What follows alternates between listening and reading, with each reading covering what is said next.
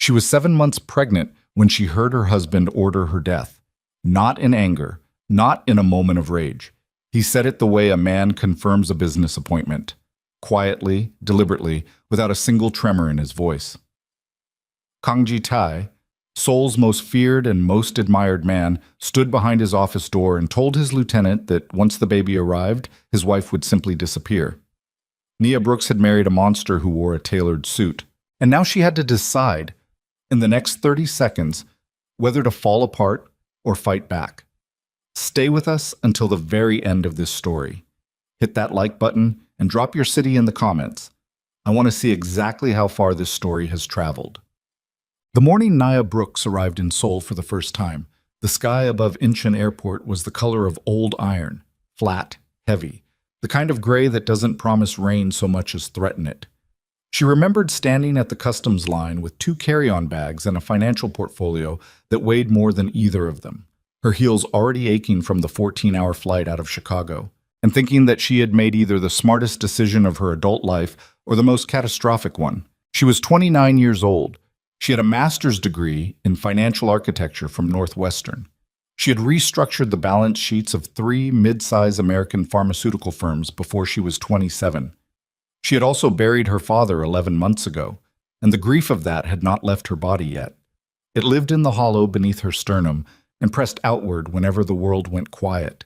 Marcus Brooks had been a lot of things. A brilliant man, a complicated man, a man who moved through the world's financial understructure the way a deep-sea fish moves through dark water, adapted entirely to a pressure most people would never survive. He had built financial frameworks for clients Nia had never been allowed to meet, in cities she was never told he'd visited, through structures so elegant and legally watertight that a team of forensic accountants working 6 months straight might miss what he'd embedded in the architecture. She had known her father was extraordinary. She had not known, until after his death, exactly what kind of extraordinary he was. The meeting with Kang Ji-tai had been arranged through her father's estate attorney, a small, precise man named Edwin Seo, who wore the same gray suit every time she saw him, and spoke in a way that suggested every sentence had been thoroughly revised before delivery. Edwin had told her only that a significant client of her father's wished to retain her services on a long-term consulting basis. The compensation figure he quoted made Nia sit very still for a moment and do the math twice. It was not the kind of number you turned down because you were nervous. She had been nervous anyway. Jitae's Seoul headquarters occupied the top 4 floors of a building in Gangnam that didn't advertise itself. No corporate logo on the exterior, no dramatic lobby installation, just a clean black glass tower that absorbed its surroundings without reflecting them.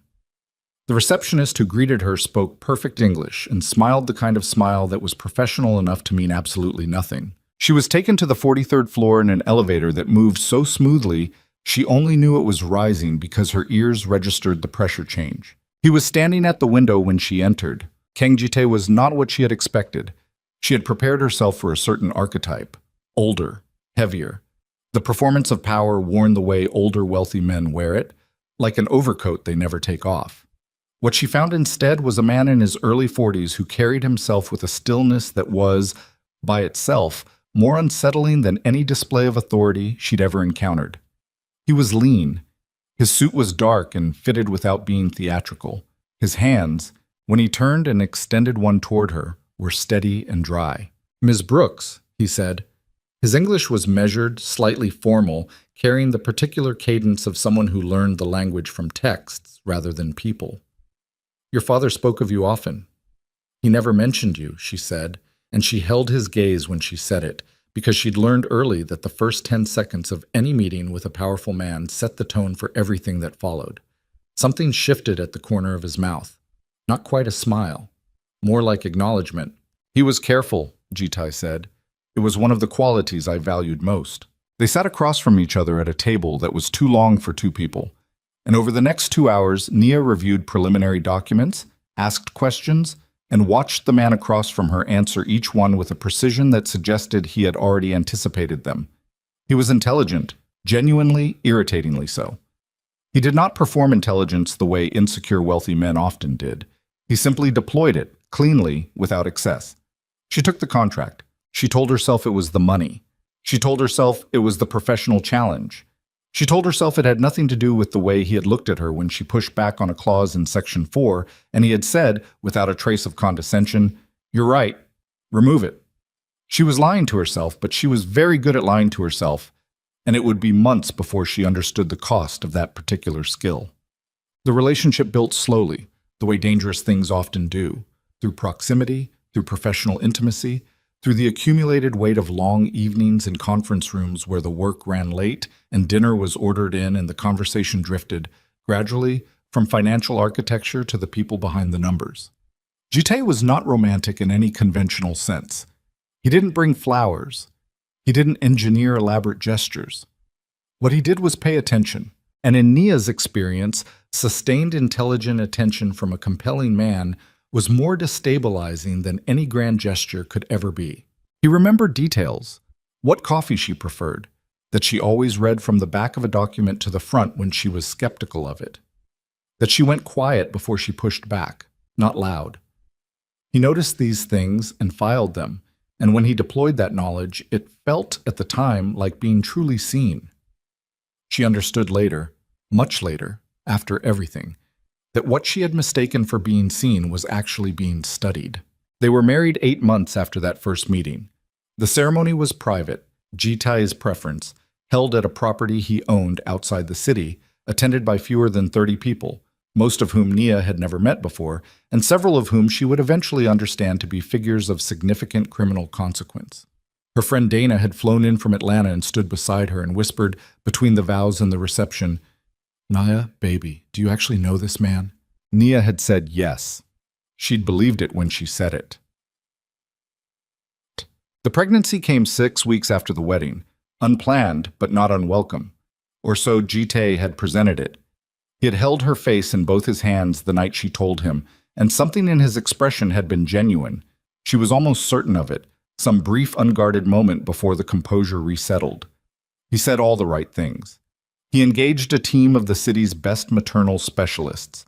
He renovated an entire wing of the Gangnam mansion with the nursery she had described once, in passing, months before she was even pregnant.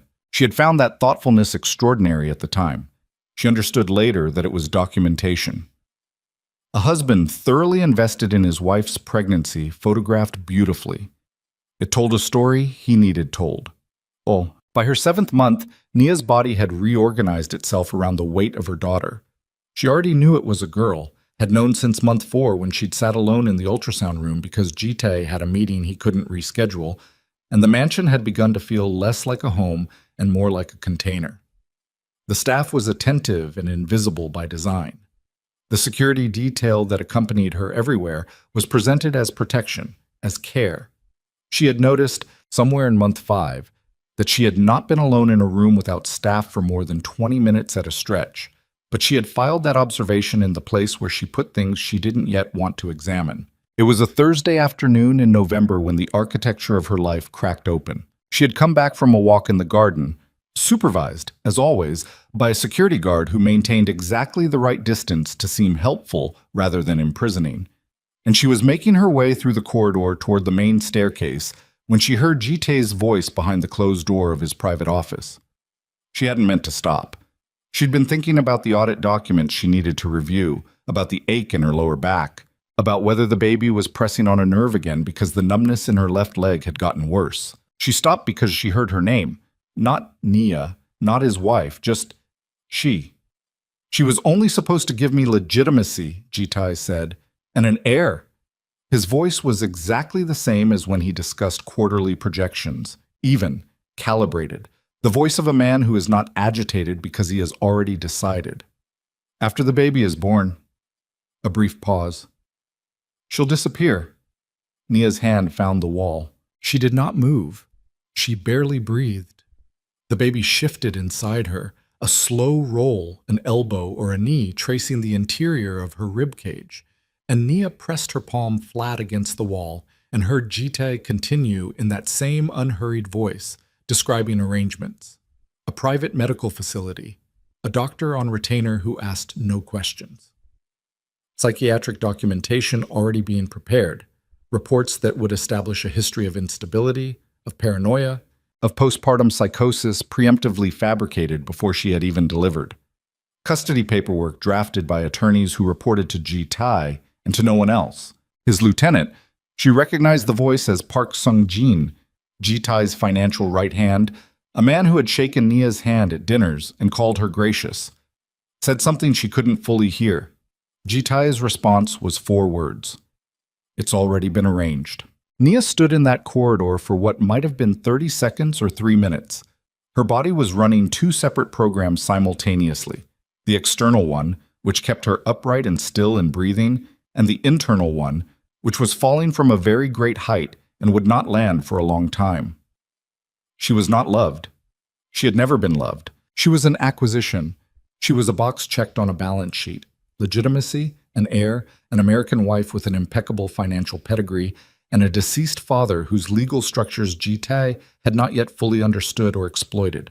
She was a function, and functions, once completed, are discarded. The baby moved again. Nia pushed off the wall. She walked down the corridor to the east staircase, up to the 2nd floor, through the sitting room adjacent to her private suite, and into the bathroom where she ran the tap and sat on the edge of the tub and pressed both hands flat against the hard curve of her belly and did not cry. She couldn't afford to cry. Tears meant red eyes and a swollen face, and the staff would notice, and the staff reported everything. She sat there for a long time, breathing through her nose. She was 7 months pregnant in a foreign country. Her phone was monitored. She had suspected it, had not confirmed it, but she no longer needed confirmation. Her movements were tracked. Her communications passed through a household infrastructure that Ji Tai's people managed. She had no access to accounts that were not joint accounts. She had, in the careful architecture of this marriage, been financially contained as precisely as she had financially contained others in her professional life. And the elegance of it, the horrible clean efficiency of it, hit her somewhere between her ribs and left her momentarily breathless. He had studied her. He had understood exactly how her mind worked, and he had built a structure around her that accounted for her strengths and neutralized them one by one while she was too busy feeling cared for to notice. That was the moment Nia Brooks stopped grieving and started calculating. She slept that night, deeply and deliberately, because a woman who doesn't sleep arouses concern, and she could not afford concern. She ate breakfast the following morning at the table by the window where Ji Tai sometimes joined her, and when he arrived and pressed a brief kiss to her temple and asked how she was feeling, she said, "Tired but good," and kept her eyes on her cup. "The 3rd trimester is supposed to be the hardest," he said. "So I hear," she said. He sat across from her and reviewed something on his phone. She watched his hands around the coffee cup. She thought about everything those hands had arranged. She kept her face completely still. After he left, she sat for a moment longer. Then she went upstairs and opened the false back panel of the standing wardrobe in the dressing room, a small architectural irregularity she had discovered 2 months ago and never mentioned, and retrieved the things she had been keeping there for 43 days. Her father's emergency drive. Marcus Brooks had been, among everything else, a man who prepared. He had sent the drive to Nia through Edwin Seo 3 weeks before his death, with instructions that she was not to open it unless she had no other choice. She had carried it across the Pacific. She had hidden it the day she arrived in this house, following an instinct she hadn't yet been able to name. Now she knew what that instinct had been. She sat cross-legged on the floor of the dressing room with the drive in her palm and the baby pressing steadily against her ribs, and she understood, with a clarity that was almost physical, that she was about to open the door her father had built for her before he died. She did not know yet what was behind it. But she plugged in the drive, and the screen on her personal laptop, the one she kept deliberately separate, purchased in cash through a workaround she'd managed 6 weeks ago, filled with a file structure so dense and so carefully organized that her breath caught in her throat. Her father had not simply prepared. Her father had built her an empire. She just had to figure out how to use it before Ji Tai's people realized what she was doing, and before the man who had sentenced her to disappear ever suspected that the woman he'd underestimated was already, quietly, methodically, dismantling the ground beneath his feet. The baby kicked hard. Once. Twice. "I know," Nia whispered to her daughter. "I know." She opened the first file. The drive contained 47 folders. Nia didn't open all of them that first night. She was disciplined enough to understand that exhaustion produces errors, and errors in her current position were not recoverable. She opened 3 folders, the ones labeled with dates closest to her father's death. And what she found inside them was enough to keep her sitting on that dressing room floor for 2 hours, with her back against the wardrobe door and her laptop balanced on the shelf of her belly, while her daughter moved in slow underwater rotations beneath her hands. Marcus Brooks had been meticulous the way only a man who anticipated his own death could be meticulous. The documents were organized by entity.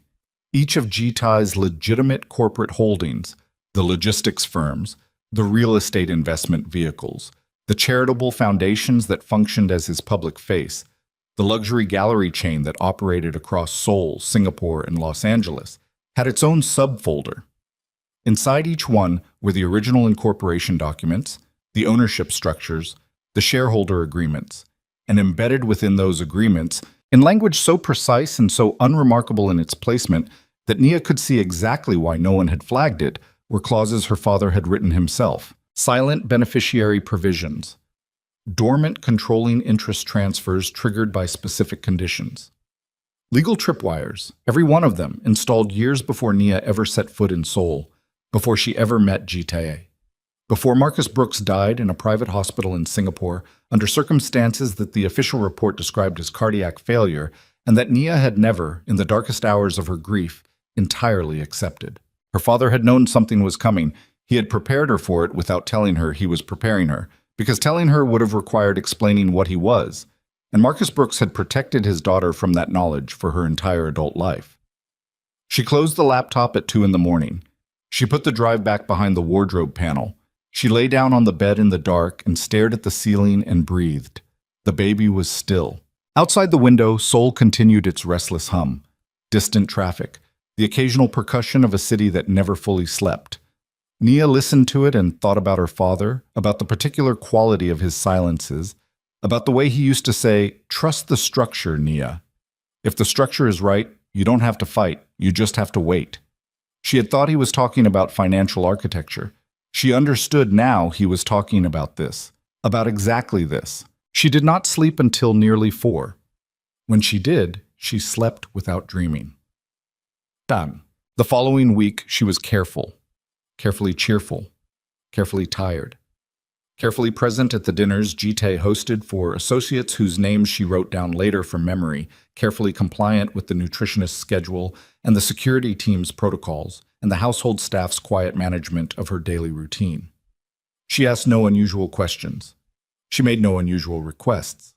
She was the pregnant wife in the 3rd trimester who was managing her discomfort with grace, and she performed that role with the same precision she'd once applied to restructuring balance sheets. Jitae noticed nothing, or if he noticed, he filed it as confirmation. His wife was settling, softening, becoming what the final stage of pregnancy made most women. Interior, focused inward, less likely to be asking inconvenient questions. That was his first error. He had studied her strengths and built around them, but he had not accounted for what she could do when she stopped caring about being seen as strong.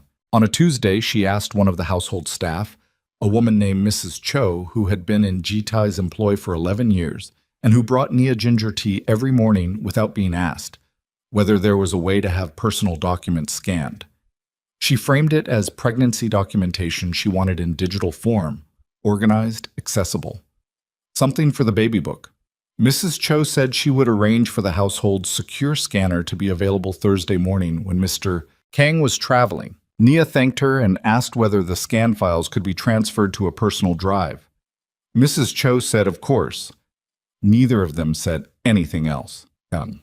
On Thursday morning between 10 and noon, Nia used her father's drive and the household scanner and produced copies of 43 documents that she then transferred to a secondary drive she had purchased 6 weeks ago from a small electronics shop in Apgujeong during a supervised shopping trip, by the simple expedient of paying cash and keeping the device in her coat pocket while asking her security guard to wait outside the shop because she needed to use the restroom at the back. The guard had waited. Of course he had waited. She was 7 months pregnant. What was she going to do? She was going to build an exit, was what she was going to do. One document at a time. What? Edwin Seo agreed to meet her on a Friday afternoon at a maternal health clinic in Mapogu that Jitai's own staff had arranged for her regular checkups, because Nia had, 3 weeks earlier, casually mentioned to Jitai's personal assistant that she preferred a different clinic for her non-medical appointments. A consultation about birthing plans, she'd said, and the assistant had nodded and scheduled it, and Jitai, she was certain, had never been told the specific name of the location or the specific nature of the appointment. Edwin was already in the waiting room when she arrived. He looked the same as always. The gray suit, the careful posture, the expression of a man who has spent decades in the company of people for whom precision is survival. He stood when he saw her and looked briefly at the size of her, and something moved across his face that might have been grief or might have been guilt, and then it was gone. They sat in a private consultation room that the clinic used for sensitive maternal conversations, because Edwin had called ahead. Nia put the secondary drive on the table between them. "Did you know?" she said. No preamble, no courtesy warm-up. She was too tired for that. Edwin looked at the drive, then at her. "Your father told me enough." "That's not what I asked." "No." His voice was quiet. "I didn't know the specifics of what Jitai intended for you. Your father suspected the marriage would eventually become a containment structure. He didn't know the timeline. He built me a way out." "He built you leverage," Edwin said. "A way out requires someone willing to use it." Nia held his gaze for a moment. "I'm going to need you to work with me on this, directly. Not through intermediaries, not through anyone else's communication channels. Just you and me." Edwin was quiet for a beat. "If Jitai's people discover I'm in contact with you outside normal channels, I know what the risk is for you," she said. "I'm asking you anyway." He looked at the drive again. He picked it up, turned it over in his fingers, set it back down.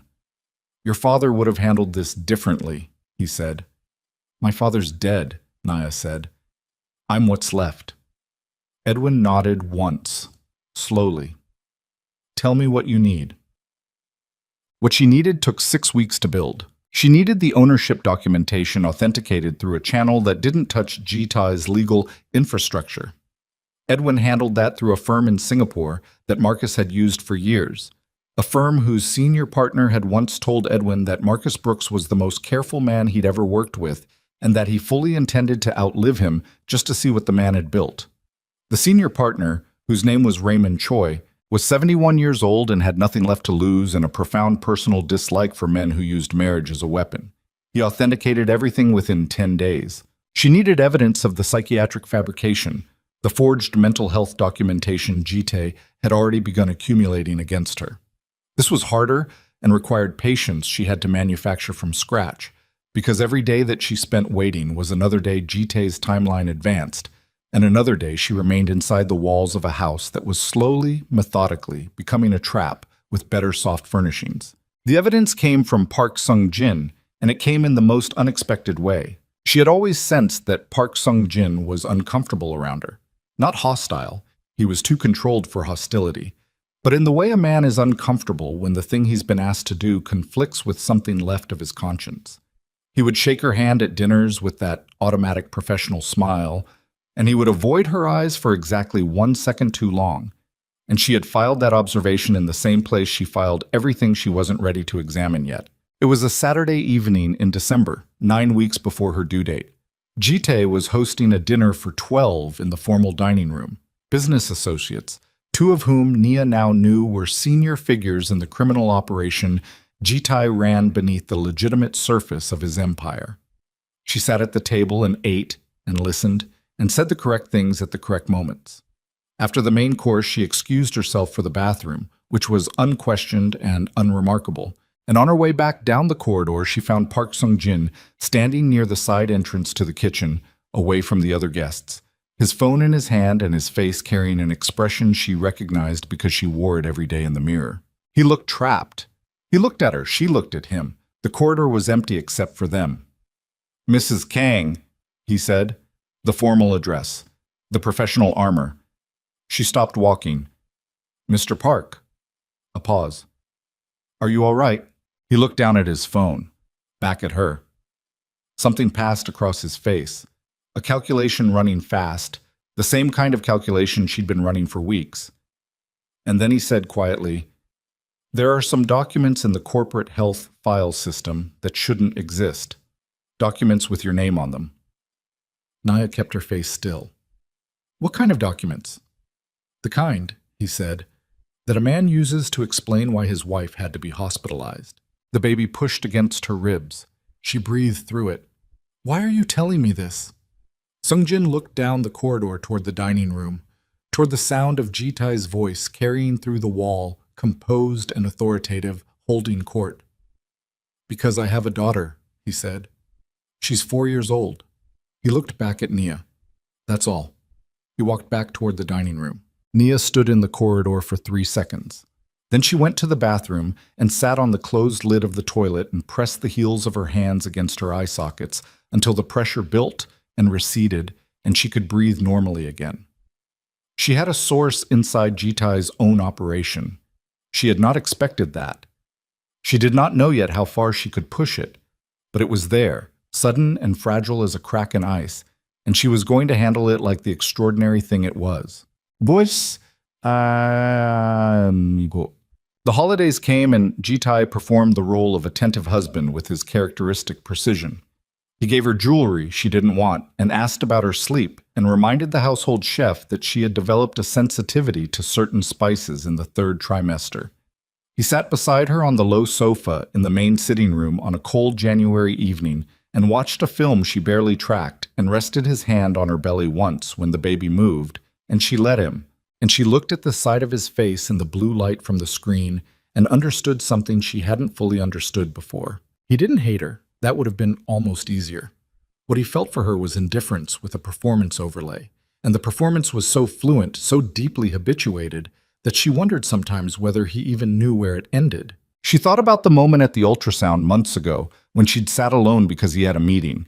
She thought about her father's voice telling her trust the structure. She thought about a 4-year-old girl who had given her a source she hadn't asked for. Jitai's hand was still resting on her belly, warm, steady. She let it sit there. She kept her face turned toward the screen. In the 2nd week of January, Park Sung-jin left a standard corporate health administration file on a shared server that Nia had access to through her financial consulting credentials. Credentials Jitai had never revoked, because revoking them might prompt questions, and he was managing her disappearance through bureaucratic architecture, not confrontation. The file appeared routine. Deep inside its folder structure, Neisted 3 levels down under a subfolder titled Wellness Program Archives 2021 was a document that was not archived and not from 2021. It was a clinical assessment form, completed by a Dr. Hyun-woo Jin, whose name Nia had never heard before, but whose licensing number Edwin confirmed within 24 hours was registered to a private medical facility outside the city that accepted only referrals and asked, as Sung-jin had said, no questions. The assessment described a patient with a history of paranoid ideation, emotional volatility, difficulty maintaining reality orientation, and postpartum risk profile requiring preemptive residential care. The patient's name on the form was Nia Brooks Kang. The assessment was dated 3 months ago. Nia had never met Dr. Hyun-woo Jin. She had never had a psychiatric evaluation of any kind. Her medical history, which Edwin pulled through Raymond Choi's Singapore firm, showed not a single psychiatric contact in her adult life. She photographed the document on her personal device. She sent the image to Edwin through a communication channel they had established using an application that neither of them had downloaded on any device registered to their known identities. Edwin's response came within an hour. This is what we needed. She put the phone down and sat in the quiet of the dressing room and exhaled for a long time. Outside, the January sky over Seoul was that same flat iron gray she remembered from her arrival. She thought about how different the city had looked to her then. Foreign and vast and thrilling in the way that genuinely dangerous things can be thrilling before you understand the nature of the danger. She knew the nature of the danger now. She thought about the black envelope she was going to leave on Jitai's desk. She had been thinking about it for weeks. The precise contents, the exact sequence of revelations, the legal mechanisms that would trigger simultaneously. Edwin had confirmed that the ownership transfer documents were bulletproof. Raymond Choi's team had run the relevant scenarios. The moment Nia activated the beneficiary clauses her father had embedded, The transfers would be instantaneous and legally unimpeachable, and any attempt by Jite to challenge them in court would require him to expose the very financial structures those corporations had been built to launder. Her father had understood Jite before Jite ever came for her. He had understood the type, the man who mistakes financial architecture for power, who believes control of structure equals control of people, who has never encountered a builder smarter than himself. Marcus Brooks had been smarter than him, and Marcus Brooks's daughter had inherited every tool he'd built, and she was 30 years old, and she was going to use every single one. She had 6 weeks before her due date. She needed 4. The error came on a Thursday, as errors often do, not in Nia's work, but in Jitai's patience, which had apparently reached a threshold she hadn't fully mapped.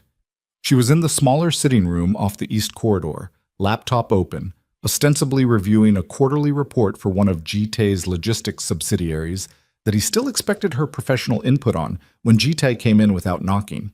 He never knocked. He owned every room. He sat down across from her. He didn't say anything immediately.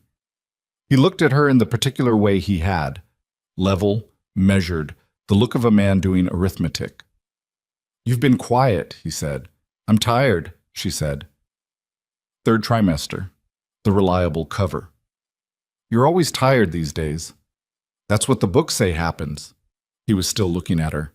"Edwin Seo," he said. "You saw him last month." The inside of her chest went cold and stayed cold. She kept her eyes on him. "He's my father's attorney. He had documents for me to sign, estate administration." "You didn't tell me." "I didn't think I needed to." She let a small note of tiredness into her voice. Fatigue, not fear. "It was a paperwork appointment, Jitai. The estate has been open for over a year. There are still filings." He looked at her for 2 more seconds. "I'd like to be informed," he said, "when you meet with legal counsel, even for estate matters." "Of course," she said. He stood up, looked at the laptop screen. The quarterly report was visible, real, current. He nodded once and left the room. Nia waited until his footsteps had receded down the corridor. Then she closed the laptop and pressed both palms flat on the table surface and breathed through her nose, slow and deliberate, until her hands stopped wanting to shake. He didn't know. She was certain he didn't know. If he knew, this conversation would have looked very different. But he was suspicious, or someone on his staff had flagged the clinic meeting and he'd seen the appointment record and cross-referenced it with Edwin's name. She had less time than she'd thought. She needed to move the timeline forward by 2 weeks. She opened her laptop and navigated through 3 layers of indirect routing to the communication channel. She typed, "We need to accelerate. Can Raymond file the trigger documents within 10 days? Edwin's response came 47 minutes later, which was longer than usual. And in the gap, she sat and kept the quarterly report visible on the screen and listened to the house breathe around her and thought about her daughter and about what kind of world her daughter was going to inherit, depending entirely on what happened in the next 10 days. Edwin's response was 2 words. "He can." Nia typed back, "Then do it." She closed the channel. She looked at the window. The city outside was beginning to go dark, the winter afternoon collapsing into early evening, the lights of Seoul coming on one grid at a time. Somewhere in that city, Jitai was telling someone, in his even-calibrated voice, that everything was under control. He believed it. She was counting on him believing it for exactly 10 more days. She closed the laptop, stood up slowly, pressed one hand to her lower back where the ache had become a constant companion, and walked toward the staircase. She passed a hallway mirror and glanced at herself. The curve of her belly, the set of her jaw, the particular expression in her eyes that she had been careful never to let anyone else in this house see. She looked, she thought, like a woman who had already decided, because she had. She climbed the stairs. Behind her, the house settled into its evening routines, the staff moving through their patterns, the security detail rotating at the front gate, the whole careful architecture of Kang Jitai's domestic empire operating exactly as designed. None of them knew they were already standing inside something that had stopped being his. The 10 days did not hold. On the 6th day, Raymond Choi's Singapore office sent Edwin a single-line message through their secure channel. Trigger documents ready.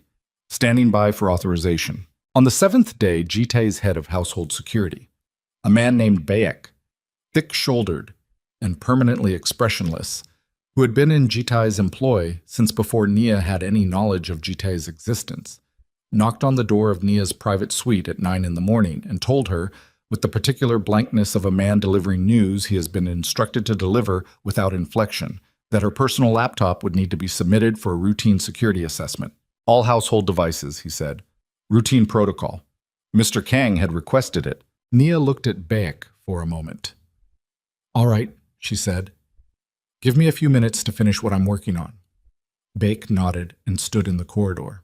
Nia closed the suite door to its frame. She was not permitted to lock it, had not been since the 3rd month of her pregnancy, a restriction presented as a safety measure, and crossed to the desk and opened the personal laptop and spent 90 seconds deleting everything that needed deleting, clearing the browser routing, and removing the communication application from the device's visible architecture. The application itself was embedded 3 layers deep in a folder structure that replicated the look of standard financial software.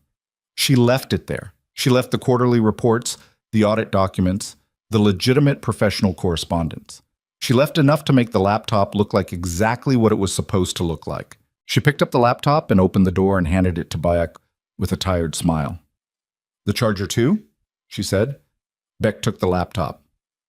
No, he said. Just the device. She watched him walk down the corridor and understood, with a clarity that had a physical weight to it, that Jitai had moved his timeline. She went back into the suite and sat on the edge of the bed and did the arithmetic. If Jitai had ordered a device review, he had done so because something had alarmed him past the threshold of managed suspicion. The Edwin meeting had been flagged weeks ago, and she'd managed it. Something else had triggered this. Something she hadn't controlled for. She needed to reach Edwin. Her personal device, the burner phone she'd purchased in cash, was behind the wardrobe panel, and she could not retrieve it while Baek or any member of the security staff might be positioned within sight of that room. She needed to wait until afternoon, when the East Wing was typically lighter on staff because Jitae held his operational meetings in the West Conference Suite, and Baek always positioned his team accordingly. She waited. She ate lunch. She moved through the suite at the normal pace of a woman in her 34th week who was managing discomfort and conserving energy. She sat by the window and read a physical book she had no capacity to absorb and watched the winter garden below through the glass and breathed. At 2:15, the corridor outside her suite had been quiet for 22 minutes. She retrieved the phone. She opened the channel and typed, "Device review ordered. Moving now. Tell Raymond to file today." She waited 4 minutes. Edwin's response, "Filed 30 minutes ago." Raymond moved early, said he had a feeling. Transfers are processing. Nia read that twice. Raymond Choi, 71 years old with nothing left to lose, had moved on instinct and beaten Jitae's people to the moment by half a day. Her father's friend, her father's structure, holding. She typed back, "How long to confirm?" Edwin, 48 hours for full legal registration. The documents are time-stamped and filed. They exist. But Jitae won't see them until you want him to. She put the phone down and pressed the back of her head against the wardrobe door and closed her eyes and, for the first time in months, allowed herself 10 full seconds of something that was not exactly relief but was adjacent to it. Then she opened her eyes and put the phone back behind the panel and went to sit by the window again. 48 hours. She needed to hold for 48 hours. She did not hold for 48 hours. At 6:40 the following morning, before she had fully surfaced from sleep, the suite door opened without a knock. Jitae came in. He was already dressed, dark suit, no tie, the particular readiness of a man who had not slept. He sat down in the chair across from the bed and looked at her with an expression she had never seen on him before. Not the arithmetic look, not the composed authority. Something rawer than that, something that was trying to organize itself into calm and not quite managing it. "I need you to tell me," he said, "what you found on your father's drive." The inside of Nia's body went completely still. On the outside, she shifted against the pillow. The slow repositioning of a pregnant woman woken abruptly, and said, "What?" "The drive Marcus left you." His voice was controlled, but the control was effortful in a way it never usually was. "Edwin Seo had access to your father's estate files. We pulled his communication logs from the Singapore firm. Raymond Choi filed documents yesterday that reference beneficiary clauses in 6 of my corporate holdings." He paused. So I need you to tell me what you found." The room was very quiet. Nia looked at her husband's face. In the gray morning light coming through the curtains, he looked older than she usually thought of him. She could see the cost of the night in the set of his jaw, in the faint compression around his eyes. He had been doing his own arithmetic for hours, and the arithmetic had brought him here, to this chair, at 6:40 in the morning, and something in the way he was sitting, forward, elbows on knees, hands loose, told her he was not as certain as he wanted to appear. She could deny it. She measured the option in a fraction of a second and discarded it. The Singapore filing was a documented fact.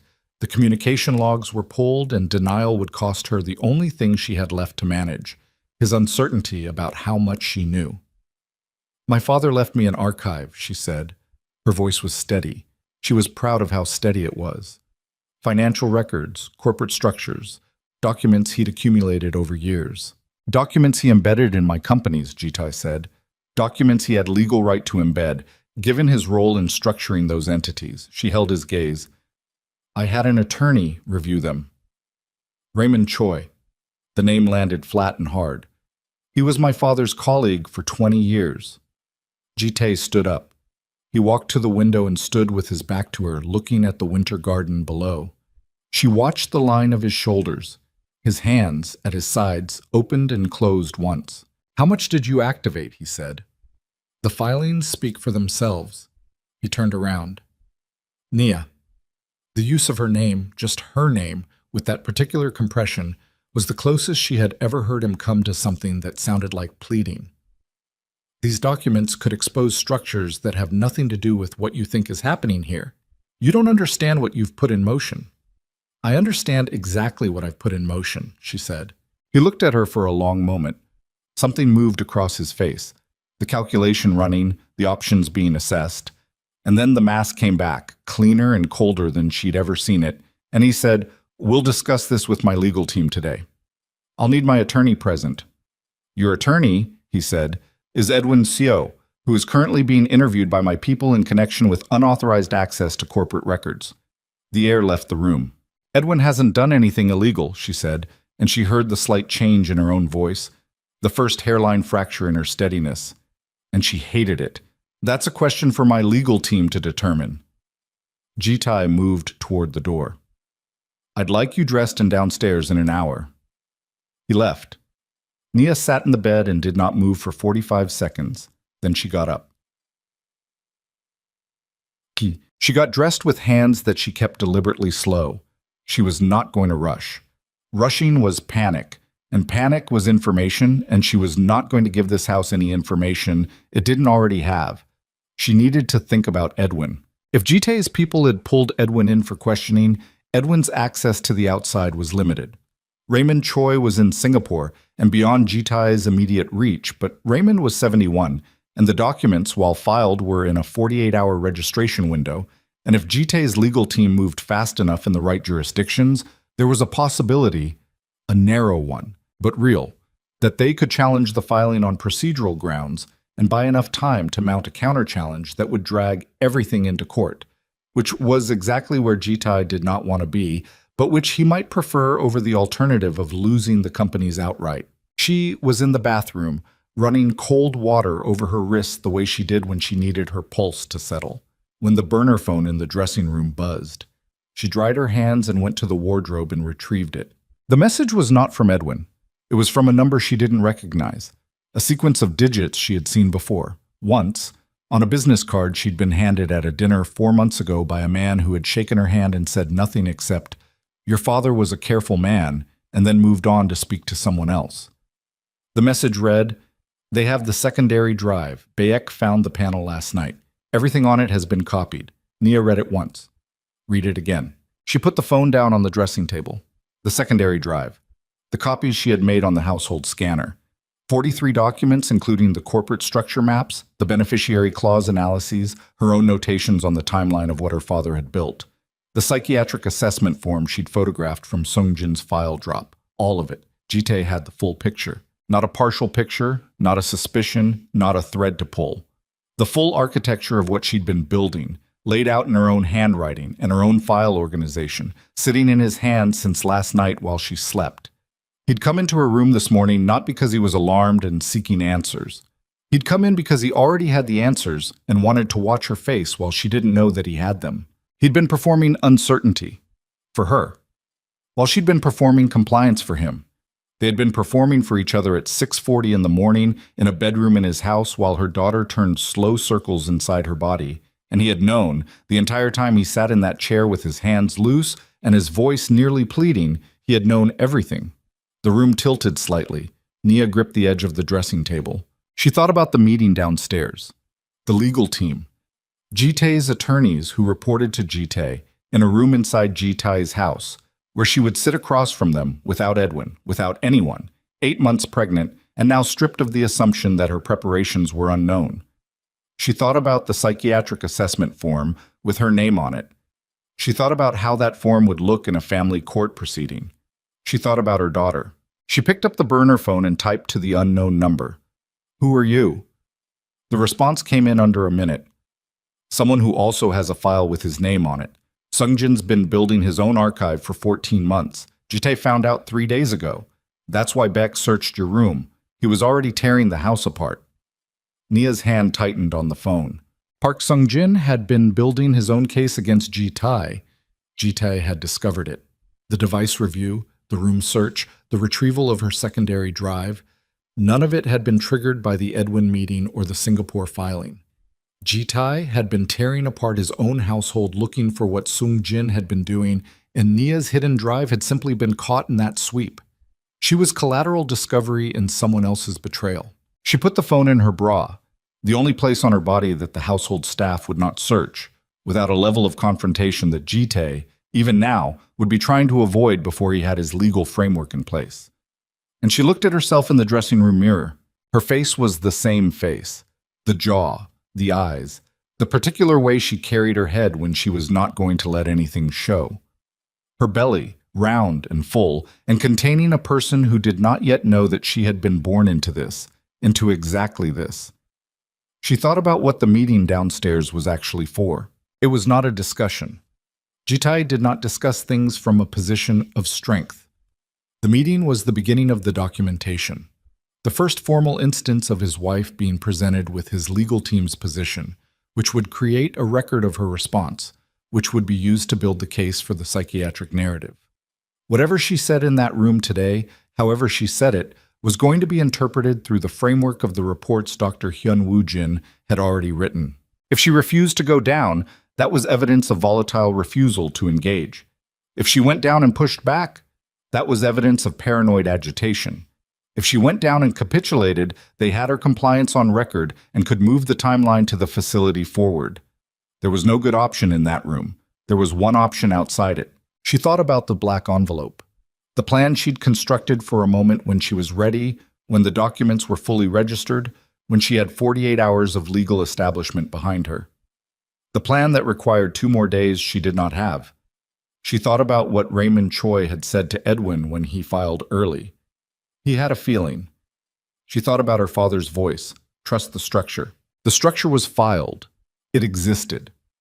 48 hours to full registration, and she had perhaps 30 hours left in that window. The documents were time-stamped. They were real. Jitae could challenge them in court, but to do so he would have to walk into a courtroom and explain what those companies were built on, and that was a door he could not open without destroying himself. He knew that, which meant the filing wasn't what he was going to attack. He was going to attack her. The psychiatric narrative was already written. The facility was already arranged.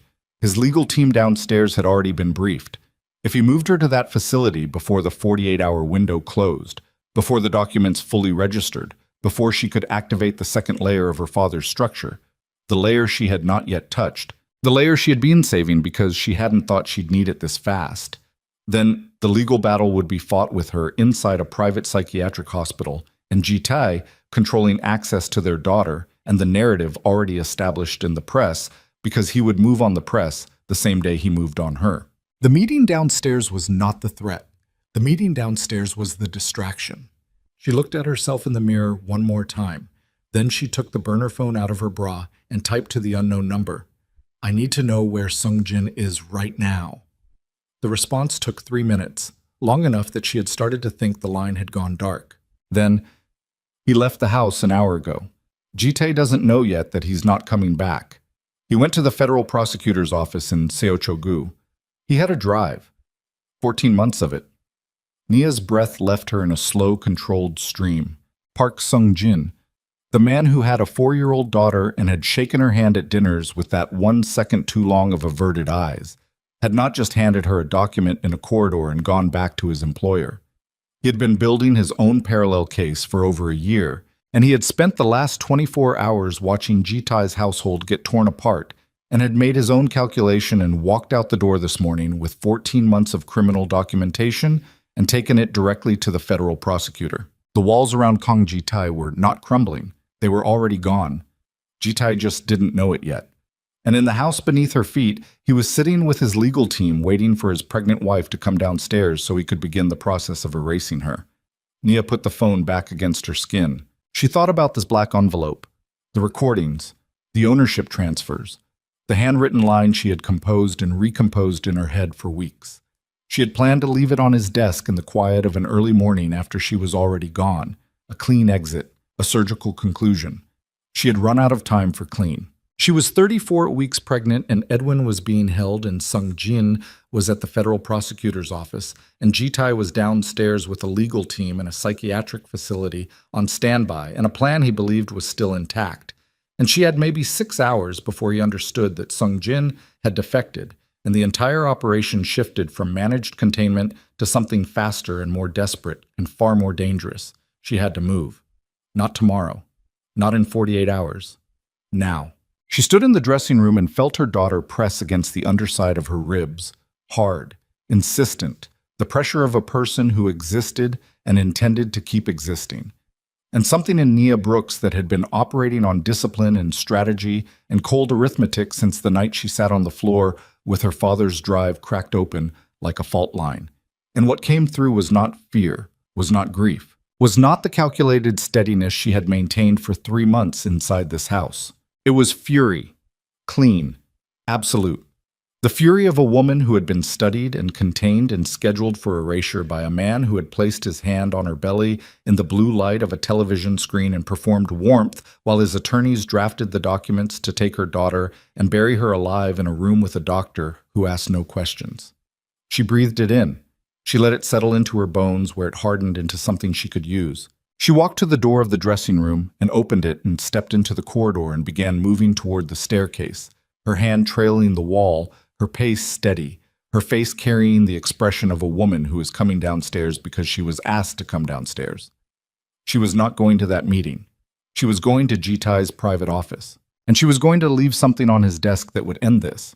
Not in 48 hours, not in a courtroom, not on a timeline he had engineered, but today, in the next hour, before he understood what Park Sung-jin had already put in motion, and before the last window of Nia Brooks's life inside this house closed around her like the door of a room with no handle on the inside. She did not go down the main staircase. The main staircase opened directly onto the entrance hall, which was visible from the corridor leading to the West Conference Suite where Jitae's legal team was assembled, and the household staff circulated through that space constantly in the morning hours. She went instead to the East Service staircase, the narrow one behind the linen room that the cleaning staff used, that she had walked twice in the preceding months purely to understand its geography, because her father had taught her that you map your exits before you need them. She moved as fast as she could move at 34 weeks, which was not fast, which was a negotiation between urgency and the physical reality of a body that had reorganized its center of gravity around another person. Her left hand stayed on the wall. Her breathing was controlled through her nose, 4 counts in, 4 counts out, because she could feel her heart working harder than it should, and she needed her heart to stay functional for the next 60 minutes. The service staircase led out into a back corridor that ran parallel to the kitchen. She could hear the kitchen staff from here, voices, the movement of cookware, the normal machinery of a household preparing a morning that had no idea it was the last normal morning this house would ever have. Jitae's private office was on the ground floor of the East Wing, set away from the main public rooms, accessible through a corridor that ran off the back hallway. She had been inside it 4 times during the marriage, always invited, always with purpose. reviewing documents, signing things, the mundane administrative theater of a corporate marriage. She knew the layout. She knew that the door locked from inside with a simple bar mechanism, and that the lock on the exterior required a keypad code she had observed Jitai entering twice and had stored with the same automatic precision with which she stored all information she might one day need. She entered the code. The door opened. She went in and closed it behind her and stood in the office with her back against the door and took 3 full breaths. The room was cold. Jitai kept it deliberately cool, a preference she had found odd early in the marriage and now understood as simply consistent with who he was, a man who maintained low temperatures in his most private space because comfort made you slower. The desk was dark wood, vast, clear of everything except a laptop, a single pen, and a charging cable. The walls held no art. The bookshelves held reference volumes organized by category. No photographs, nothing personal. A room that told you nothing about the man who worked in it, which was itself the most personal thing about it. She crossed to the desk, sat down in his chair, another transgression she registered briefly and dismissed, and opened the bottom left drawer where she had once, 8 months ago, seen him replace a small external drive after a call she hadn't been meant to overhear. The drawer was locked. She had known it would be locked. She pulled a pin from her hair, not a clever improvised device, just a hairpin used in the way a hairpin can be used on a basic drawer lock by someone who learned the technique from a YouTube video she had watched on the burner phone 3 weeks ago and practiced on the lock of a jewelry box in the dressing room until she could do it in under 40 seconds. She did it in 31. The drawer held 3 items. A personal phone she didn't recognize. A secondary device, no surprise. A folded document she recognized immediately because she had once seen a document of the same type in a legal context. It was a custody prearrangement, drafted and signed and notarized, assigning sole custodial rights to Kang Ji-tai in the event of the mother's inability to provide care due to psychiatric incapacitation. The date on the notarization was 5 weeks ago. The baby hadn't even been born yet, and he had already had the paperwork drawn up. The third item was a business card with a handwritten address on the back. She recognized neither the name on the card nor the address, but she photographed both with the burner phone and put everything back the way she'd found it and relocked the drawer. She needed 30 more seconds. The black envelope was already prepared, had been prepared and kept on her own person for 6 days, folded flat inside the lining of the heaviest coat in her wardrobe, transferred to the inside pocket of the cardigan she was wearing this morning. Because this morning she had woken up knowing, at some subterranean level below conscious strategy, that today was the day. The envelope contained a USB drive with the audio recordings of Jitai's corridor conversation about her disappearance. It contained the photographed psychiatric assessment form. It contained a 1-page summary, prepared by Edwin before his communications were cut, of the beneficiary clauses and their legal standing. It contained a printout of the custody document she had just photographed, duplicated from the original she had found and photographed 3 weeks ago in a different location. And it contained the single handwritten sentence she had written and rewritten until the words were right. She placed the envelope in the center of the desk. She looked at it for 2 seconds. Then she heard voices in the corridor. Not approaching. The voices were moving away from the office, toward the front of the house, and she caught fragments. Jitai's voice, compressed and tight in a way it hadn't been upstairs, and beneath it, another voice she didn't immediately place, male, official sounding, using a cadence and vocabulary that had the specific texture of law enforcement. She went very still. She crossed to the door and pressed her ear to the gap at the frame. The words she caught were partial, broken by distance and the acoustics of the corridor. Federal prosecutor's office and voluntary, and Mr. Kang, we need you to. And then Jitai's voice, stripped now of its composed authority, saying something she couldn't make out, and then a word she caught clearly because it was said with a particular weight. Warrant. Park Sung-jin had moved faster than anyone had expected. The federal prosecutor's office had moved even faster. And the warrant, the one Sung-jin's 14 months of documentation had just handed them, had arrived at Jitai's front door while Jitai was sitting in his West Conference suite waiting for his pregnant wife to come downstairs. The house around her shuddered into a different kind of motion. She could hear it, feet moving quickly, voices overlapping, the specific quality of controlled alarm that spreads through a staff that has spent years training for normal and has just been handed something else entirely. Someone was running on the floor above her. The kitchen sounds had stopped. Nia opened the office door. The back corridor was empty. She moved out of the office and toward the side entrance, a door that led out into the east garden, which connected through a gate to the service road that ran along the back of the property. She had not planned to leave this way. She had planned to leave the envelope and go back upstairs and dress and ask quietly to see her attorney and let the legal structure do what it was built to do. She had planned to be methodical. The warrant had changed the timeline again. She hit the side door, and the January air hit her like a wall, cold, dry, the kind of cold that got into your lungs immediately and made your eyes water. She moved across the east garden without running because she could not run, because her body would not run, because 34 weeks of pregnancy redistributed your capacity for speed into something that was more accurately described as a determined waddle, and she was not going to risk a fall on frozen ground. The gate to the service road was unlocked. She went through it. On the service road 50 meters to the north, a car was parked. She had not arranged for a car. She stopped walking. The car door opened and Park Sung-jin got out. He was not what she expected him to look like at this particular moment. He was dressed in his normal clothes, dark jacket, white shirt, the professional armor of a man who had spent 14 months preparing for a morning that required him to look like he had not just detonated an ordnance device under his own life. He looked tired. He looked like a man who had not slept either. He also looked, she realized, like he had been waiting for her specifically. He knows about the side door, Sung-jin said. Beck checks it in the morning rotation. I've been watching the gate. How did you know I'd come this way? He looked at her for a moment. Because I've been watching you for 3 months, he said. You map things. Your father mapped things. You move the same way. The baby pressed against her ribs. She pressed back. The federal people are inside, she said. They've been planning the entry since 4 this morning. I gave them the warrant application at midnight. His voice was flat. Not cold. Flat. The way things are flat when someone has been working toward a moment for a long time and the moment has finally arrived and all that's left is the doing of it. Jitae will be detained within the hour.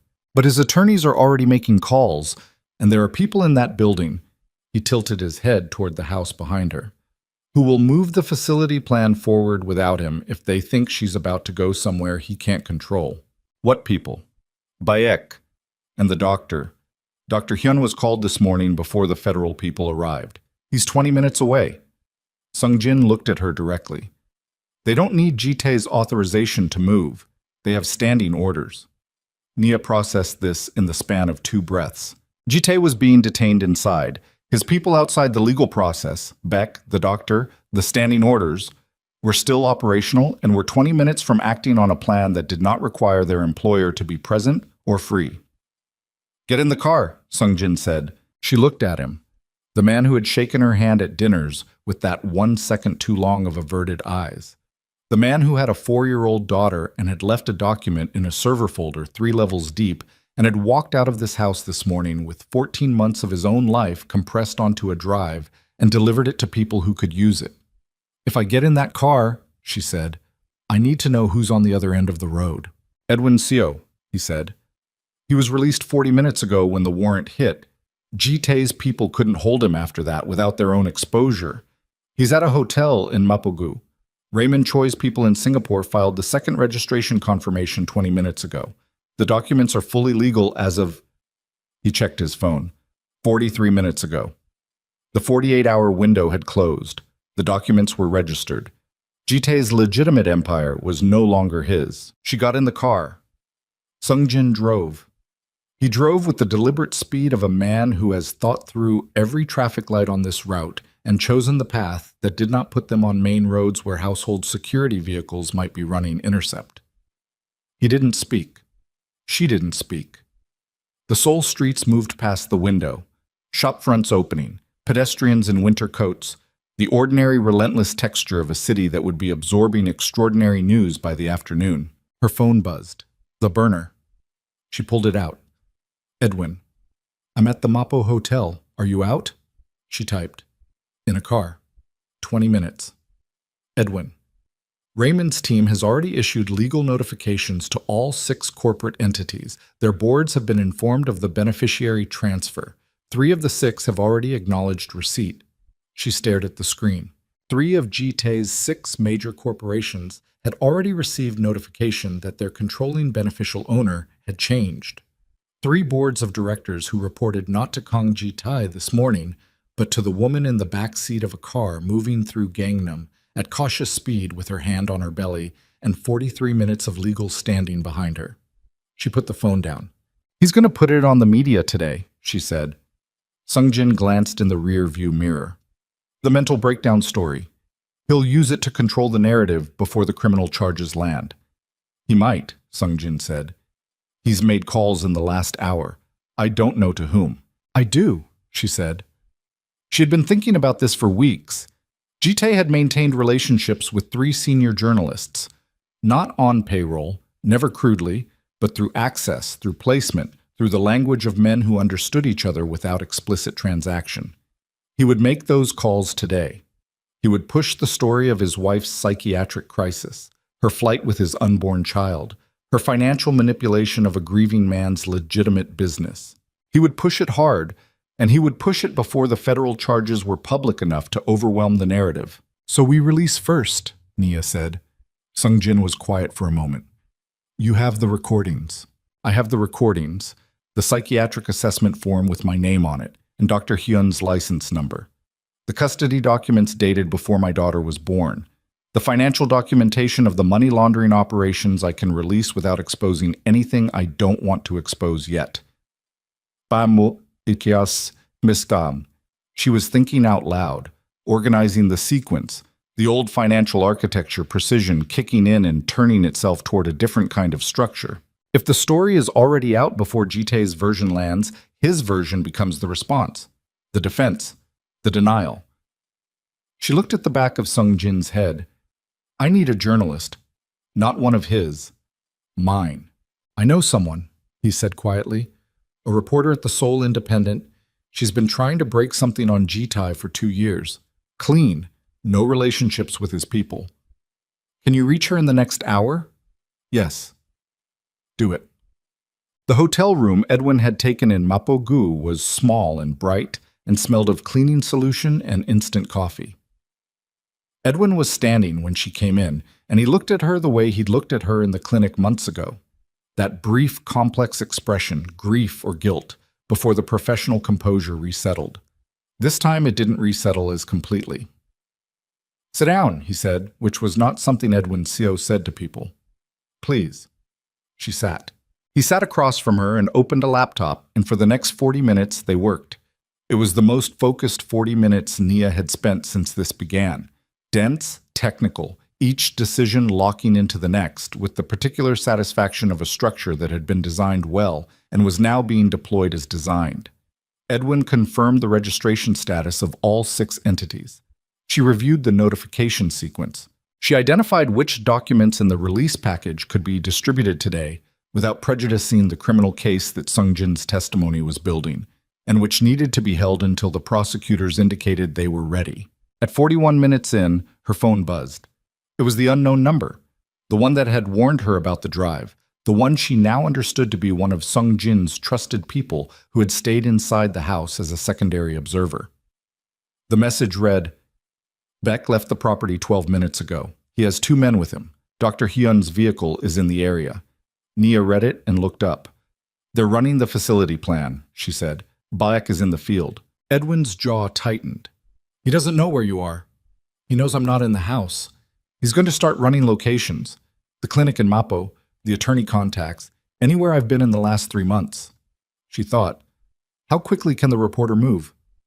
Sungjin looked up from his own phone across the room. "She wants 40 minutes for verification, then she can go live digital." "Tell her 30, Nia said, "and tell her the first thing she publishes is the audio, the recording from the corridor, Jitae's voice, his exact words. She doesn't need to verify that. He's on the tape." Sungjin typed. Edwin said, "If Baek locates this hotel..." "He can't do anything," Nia said. "The warrant is active. Jitae is in federal custody. Baek moves on me right now, in a hotel in Mapo-gu, with federal investigators in the field. That's not a retrieval, that's an abduction. That's a separate charge. That assumes Baek is thinking about charges." She looked at Edwin. He was right. Men like Beck did not primarily think about charges. Men like Beck thought about what their employer wanted done and did it with the expectation that the employer's resources would manage the consequences. Ji-Tai was in custody, but his resources were not yet frozen, and Beck had standing orders. Then we need to be somewhere that Beck reaching us becomes impossible without witnesses, she said. A public location, crowded, media adjacent. She looked at Sung-jin. Where's the reporter? Her office. Jongno-gu. Can she receive us there? He was already typing. The response came back in under a minute. Sung-jin looked up. She says, come now. Nia stood up. The movement cost her. She felt it in her lower back and her hips and the sustained pressure of a baby who had been patient through all of this and was beginning to communicate her own set of opinions about the morning's activities. She pressed her hand to her side and breathed through it. Edwin was watching her. You need to be at a hospital. I need to be at a journalist's office, she said, and then I need to be at a hospital. He didn't argue. He closed the laptop and stood up, and they went. The offices of the Seoul Independent occupied the third floor of a building in Jongno-gu that smelled like old paper and coffee that had been sitting on a burner too long. And the reporter, whose name was Kim Jae-young, met them at the elevator with the energy of a woman who had been waiting 2 years for exactly this morning and was using every cell of professional discipline she possessed to not let that show in her face. She was in her late 30s, small, quick-eyed, and she shook Nia's hand with a firmness that was its own kind of acknowledgement. I've verified the corporate filing, Kim said immediately, walking them toward a conference room. Raymond Choi's firm issued a press statement 20 minutes ago. That's already moving. She closed the conference room door. I need the audio. Nia handed her the USB drive from the envelope. Kim plugged it in. The audio file opened. Jitae's voice came through the conference room speakers. That even, calibrated, unhurried voice, saying the words Nia had stood in a corridor and heard 6 weeks ago. She was only supposed to give me legitimacy and an heir. After the baby is born, she'll disappear.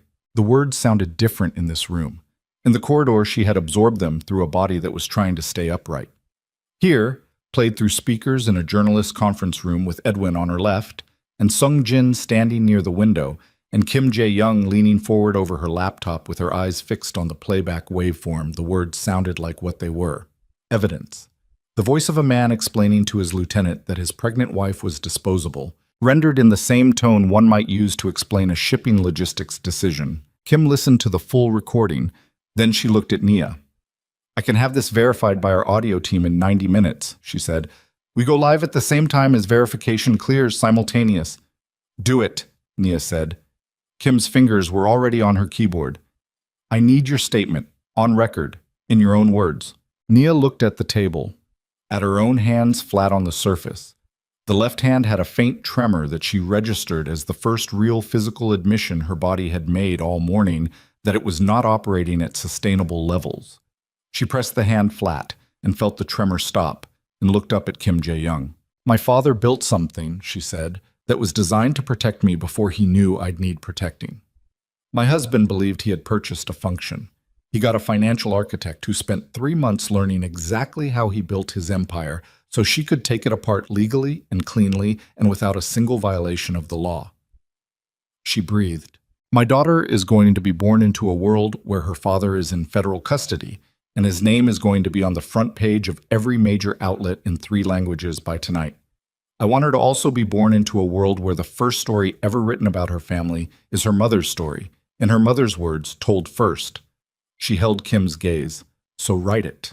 Kim wrote. Outside the conference room windows, Seoul was fully bright and operational now, the mid-morning of a city that did not yet know it was processing the collapse of one of its most visible private empires.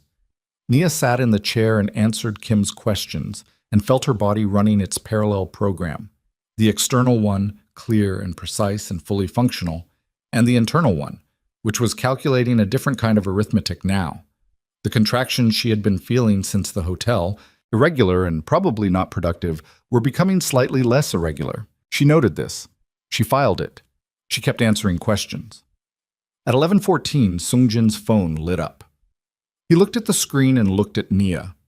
The federal prosecutor's office just issued a statement, he said. Jitae's been formally charged. Racketeering, money laundering, conspiracy, fraud. He paused. And conspiracy to commit unlawful detention in connection with a private medical facility. The unlawful detention charge. Someone in the prosecutor's office had moved on Dr. Hyun's facility already, had tied it directly to the active warrant, had understood from Sung Jin's testimony, from the documents, from whatever 14 months of records looked like when spread across a federal prosecutor's desk, that the psychiatric facility was not hypothetical.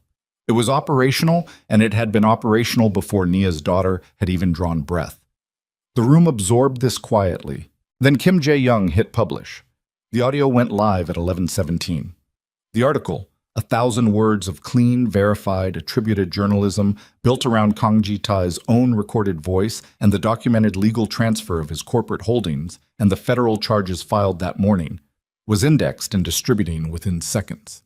Nia watched the share counter on Kim's screen begin to move, slowly at first, then not slowly. Her phone buzzed. The burner. An unknown number she hadn't seen before, different from the one inside the house. The message read, "Beck just got a call. He's turned around. Wherever he was going, he's not going anymore." She looked at the screen for a moment. Then she put the phone down. She pressed both hands flat on the table. She looked at the ceiling. She breathed. Then she felt it. Not the irregular preliminary sensation from earlier, but something else. Something with intention and direction and a specificity that her body recognized before her mind fully caught up. And she looked at Edwin. "I need a hospital," she said. "Now." Edwin was already standing. She stood too. Her legs were steady. Her back was a sustained deep ache that was no longer just structural. She picked up the USB drive from Kim's table and put it in her pocket and looked at Kim Jae-young, who was watching her with an expression that was professional concern wrapped thinly over something more human. "The full document package goes to your legal team for the second release," Nia said. "Edwin has the sequence. Nothing moves without Edwin's clearance." "Understood," Kim said. Nia nodded once. She moved toward the door. Edwin was beside her, Sung Jin already in the corridor with his phone to his ear, identifying the nearest hospital with an available maternal unit. Running logistics the way a man runs logistics who has spent 14 months operating in conditions that required him to think 6 steps ahead, while appearing to think none. She walked through the door. Behind her, the share counter on Kim Jae-young's screen was moving faster than it had been 30 seconds ago.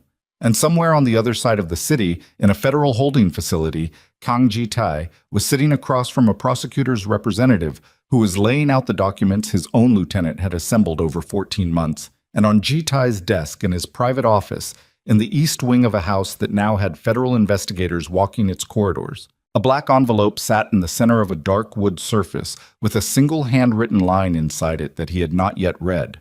He would read it. Before this day was finished, he would read every word of it, and he would understand fully, completely, without the possibility of reinterpretation, that the woman he had scheduled for erasure had not simply survived his plan.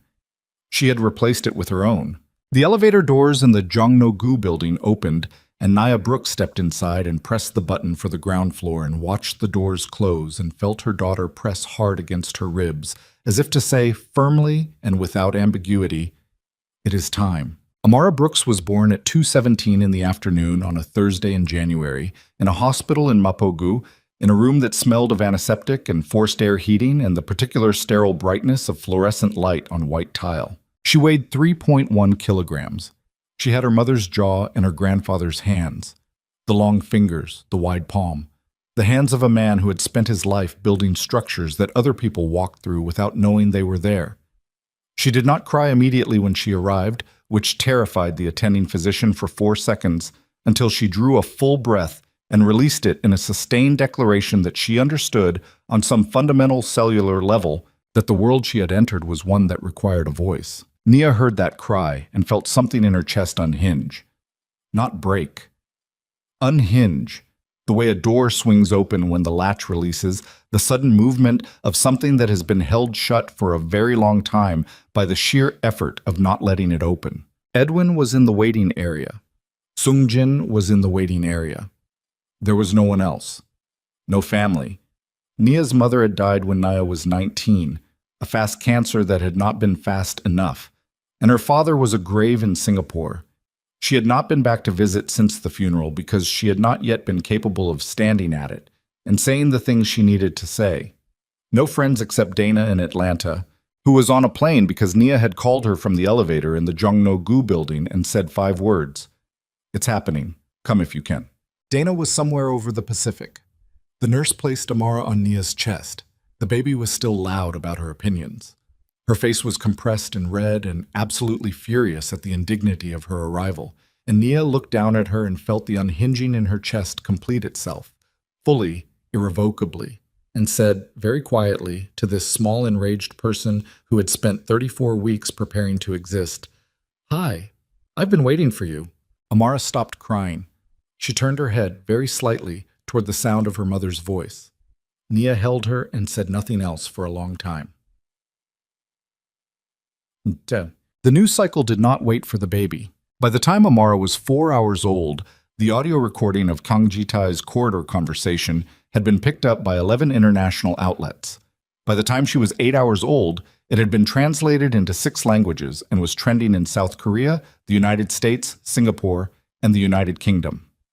The headline that dominated, in Korean, in English, in variations across every outlet that ran the story, was some version of the same thing. The recorded voice of a man explaining to his subordinate that his pregnant wife would disappear after she gave birth. Ji-tae's public relations structure, which had spent years maintaining the image of Korea's respectable billionaire philanthropist, attempted a response. The attempt lasted approximately 90 minutes before it became clear that the response was being produced against a current too strong to swim against. The audio was verified. The corporate transfers were documented and legally unimpeachable. The federal charges were public record. The psychiatric assessment form bearing Nia's name and doctor. Yun's license number. A doctor who was, by Thursday evening, in federal custody himself in connection with the unlawful detention conspiracy charge, had been published in full by Kim Jae-young's outlet and duplicated by every major press organization with access to a scanner. Ji-tae's attorneys issued a statement calling the recordings doctored and the transfer documents fraudulent.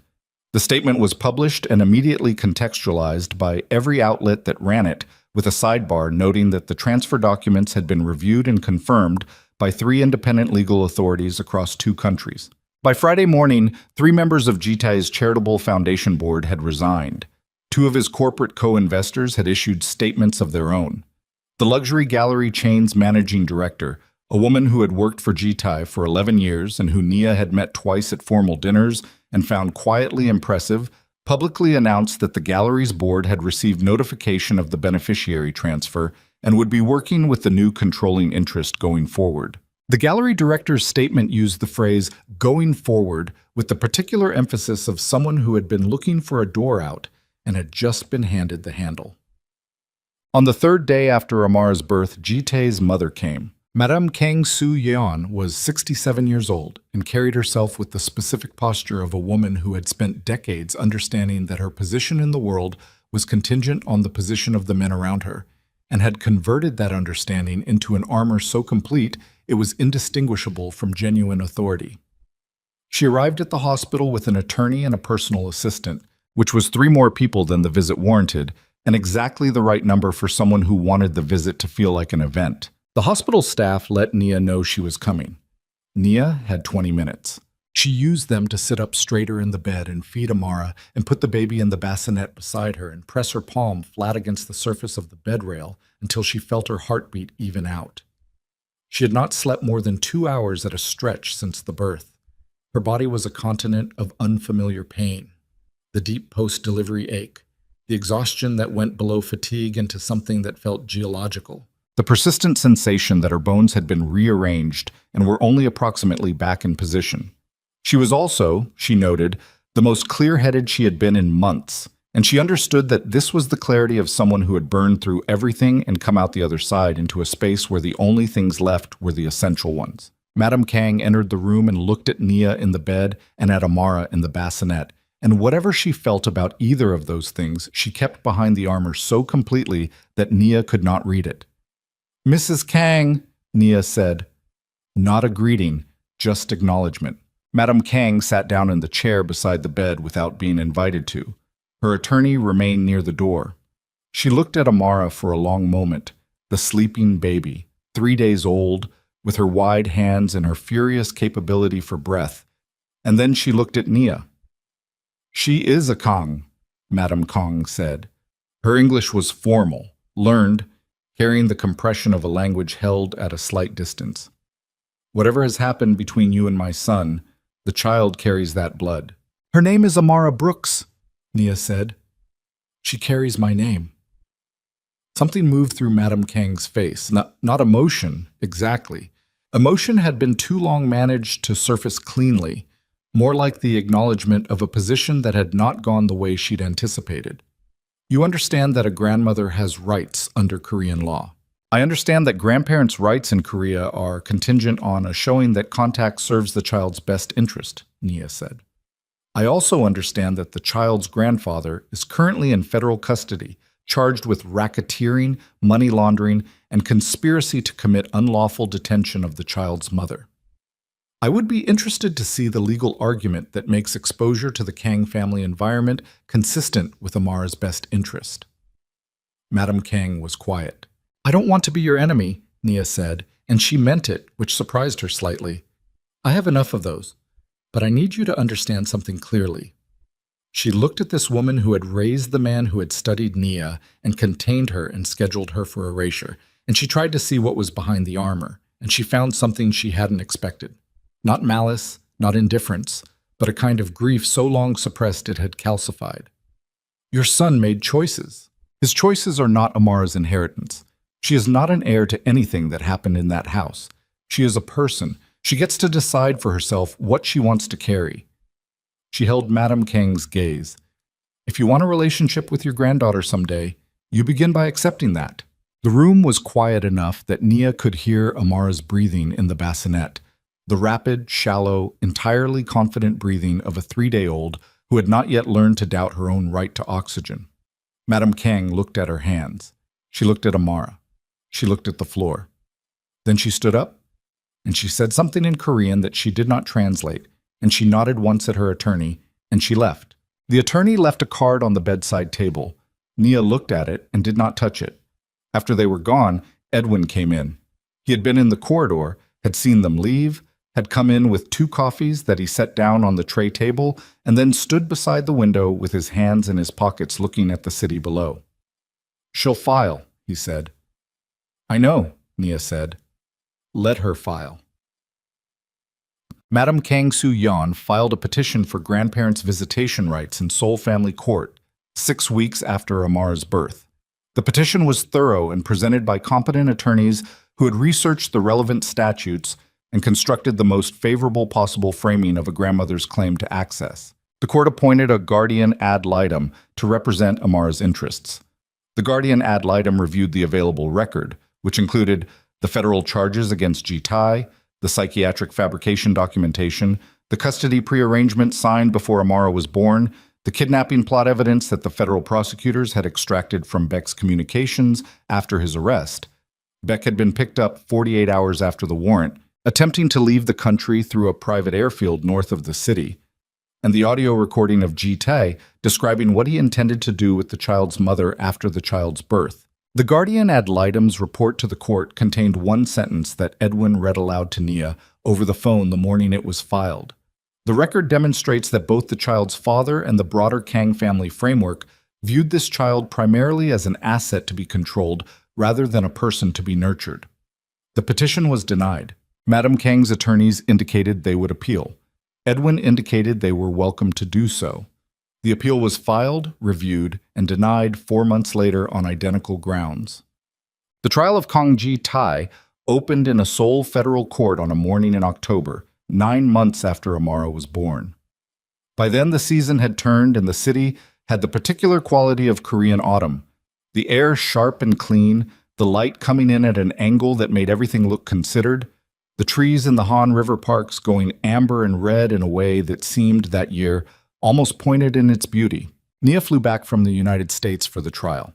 She had been in Philadelphia since March, not her home city, but a city where she had no prior associations and where she had quietly found a house in a neighborhood with good schools and old trees, and neighbors who waved from their porches without requiring anything further of you. She had enrolled Amara with a pediatrician who was thorough and unhurried, and who had held the baby at the 6-month appointment and said she was the healthiest, most opinionated infant he'd seen all year, and Nia had laughed, actually laughed, a real one, the kind that comes from somewhere unguarded. For the first time she could clearly remember. Dana had been there for that appointment. Dana, who had arrived at the Mapogu hospital 31 hours after Amara's birth, with a rolling suitcase and 2 bags of food from the Korean grocery near Incheon Airport, where she'd stopped on the way because, she said, "You are not eating hospital food for the most important week of your life." Donna, who had sat beside Nia's bed that first night and held her hand while Amara slept in the bassinet and had not asked any questions, had simply been there, which was the correct thing and the hard thing, and the thing Nia had not known she needed until she had it. She flew back to Seoul for the trial with Amara in her arms and Dana beside her, and Edwin meeting them at the arrivals terminal, looking somewhat older than he'd looked 10 months ago, and carrying, she thought, the particular weight of a man who had honored a debt he'd owed to a dead friend, and was now working out what the rest of his life looked like. She reached across and squeezed his arm in the terminal. He looked at her. He nodded once. Neither of them said anything. What? The trial lasted 11 days. Former executives of Jitai's criminal operation testified. Park Sung-jin testified for 4 hours, delivering 14 months of documentation in the measured, precise cadence of a man who had rehearsed for this and was not going to waste it. Raymond Choi flew in from Singapore at 71 years old and testified about Marcus Brooks's role in constructing the beneficiary clauses and the legal standing of each, and he did it with the calm authority of a man who had been waiting 2 years to say these things in the correct room. Dr. Hyun-woo Jin, who had accepted a plea agreement in exchange for his cooperation, testified about the psychiatric facility, about the pre-signed admission documentation bearing Nia's name, about the arrangement with Jitai's people, about the financial terms of an agreement he now described in a courtroom with an expression that suggested he had spent the intervening months in a sustained renegotiation with his own conscience. And Nia testified. She was on the stand for 2 days. Jitai's defense attorneys were skilled, and they knew their client's only viable strategy was to establish that Nia had manipulated a man she'd targeted for financial gain through her father's embedded legal structures, that the psychiatric documentation was a misrepresented welfare concern rather than a fabrication, and that the audio recording had been taken out of context. They pursued all 3 angles with professional thoroughness, and Nia answered every question with the stillness she had spent 9 months cultivating into something that no longer required effort. A stillness that came from knowing exactly what you were carrying and why. The cross-examination lasted 3 hours. At its conclusion, Jitai's lead attorney sat down, and Nia sat in the witness chair and looked at the room and at Amara, who was in the gallery with Dana, and at Jitai, who was at the defense table and who was looking at her with an expression she could not read. Not the composed authority, not the arithmetic look, not the nearly pleading look from the bedroom that morning.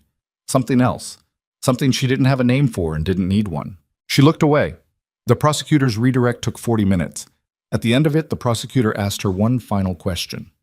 Ms. Brooks, the defense has suggested that you used your position as Mr. Kang's wife to execute a financial strategy your father designed, targeting Mr. Kang's holdings for personal gain. Can you respond to that characterization? Nia thought about her father, about the drive, about the false back panel of the wardrobe, about the 47 folders and the embedded clauses and the structure of it, the extraordinary, painstaking, forgiving structure of a man who had spent his career building things for other people and had spent the last years of his life building something for his daughter. My father built those structures, she said, before I ever met Jitai. Before Jitai ever contacted Edwin Seo to arrange a meeting, before any marriage was proposed or any heir was planned. She looked at the prosecutor. My father built them because he knew what kind of man Kang Jitai was, and he knew that someday, in some form, Jitai would come for someone my father loved. Yitum mal abo machant. She paused. He didn't build me a weapon. He built me a structure. There's a difference. A weapon destroys. A structure holds. She looked at the gallery, at Amara, who was awake in Dana's arms and watching the room with the alert dark eyes she had been turning on the world since she was 4 days old. I used what my father built to protect my daughter. That's all. Sit. The courtroom was quiet enough that she could hear the building settle around them. The prosecutor said, "No further questions." Well, the jury convicted Kang Ji-tae on all counts: racketeering, money laundering, fraud, criminal conspiracy, conspiracy to commit unlawful detention. The conviction on the unlawful detention count, the one that named Nia specifically, that described specifically what Dr. Hyun's facility had been prepared to do, was read aloud by the jury foreperson in a voice that did not waver, and Nia sat in the gallery and heard it and felt nothing dramatic. No surge, no triumph, no particular sensation of a door closing, just the quiet recognition of something becoming permanent that had already, in all the ways that mattered, been decided months ago. The sentencing came 3 weeks later. Ji-tae was given 23 years. His attorneys indicated they would appeal on 3 grounds. Edwin, who had attended the sentencing with Nia and sat beside her in the gallery, said quietly that the appeals had a less than 15% likelihood of material outcome adjustment given the strength and volume of the evidentiary record. Nia nodded. She had already done that arithmetic. She looked at Ji-tae as the sentence was read. He was standing at the defense table with his hands at his sides and his posture as controlled as it had ever been, the composure absolute even now. And she looked at him and tried to feel something clear and identifiable about this man: rage or grief, or the particular satisfaction of justice arriving in a courtroom. And what she found instead was something more ambiguous and more honest.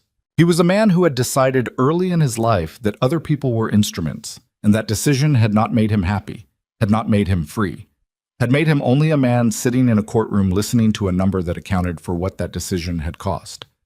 She had no charity for him, and she had no contempt left either. She simply looked at him across the room until the bailiff moved, and then she looked away. Amara was outside in the corridor with Dana. Nia found them there after the proceeding ended.